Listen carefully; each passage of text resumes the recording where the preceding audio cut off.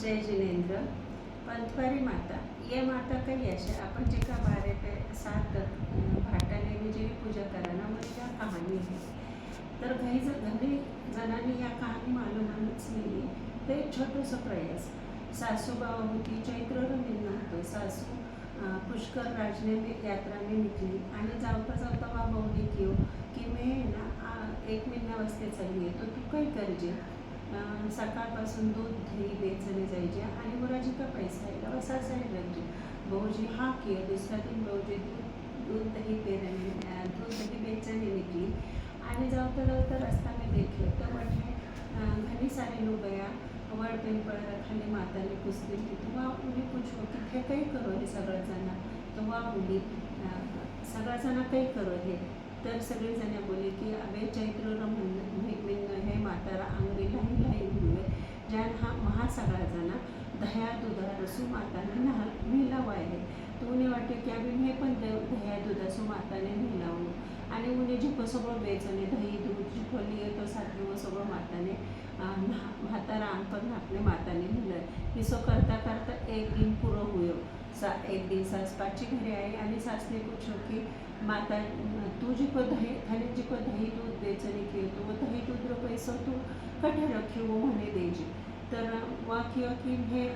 थाने सकाळी दिवला आणि सकाळी दिनो गावा दही दूध देणे मातारा वठाई आणि माताने कियो की हे माता मी तर सगळं दही दूध आठेलाने थानेच नेलं होती अबे मी सासूजीने मारा मी कठाऊ पैसा दिला तर माता बोली की तू ये ना जिको करो भरना भड़ा समारी श्रद्धा भक्ति करी एक काम कर जो जिको 12 थारा टोकली में 12 जितना भाटा है वो थारा टोकली में जितना बैठेला उतना तू लेने घरे जाइजे उन्हें जितना और टोकली में बैठेला उतना सगळा भाटा उन्हें भरया आणि घरे लेने गई सासू ने पूछो कि कठे पैसा दे मने तो वहाँ क्यों मैं 12 रखे है तो सासू 12 आई तो देखे तो टोपली में सगळा हीरा मानिक मोती पैसा सगळा हुआ था पचे सासू ने बोली तू कठे गई थी क्या कठे चोरी करी डाका डाला म्हणे वो सगळं केजे तो वहाँ बोली मैं कठे चोरी नहीं करी मैं डाका नहीं डाला मैं थाने सगळं चुको हे जिको खरो क्यों हे म्हणे तो दही बेचणे केवतं होतं पण मी रस्ता सुजावती ज्यान सगळी जाण्यावरती पूजा करती होती म्हणून मी पण रोज दही दूध वठे माताने अर्पण कर्यो आणि पचे मातारो प्रसाद म्हणून म्हणे दियो तर पचे सासूने घणे लालच आवे अगला सालवा काही करे की आपली बहु थंड दूध देवती होती तर माताने म्हणे इतकं सारो धन दौलती तुम्ही जर माताने उन्न दियो तर काही होईल म्हणून वा सगळं उन्न दूध गरम दूध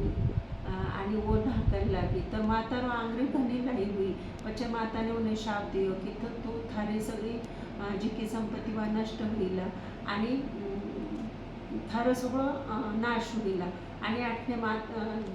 माता बोल्याप्रमाणे उन्हें सगळं घरदार सगळं बळणे गयो पचे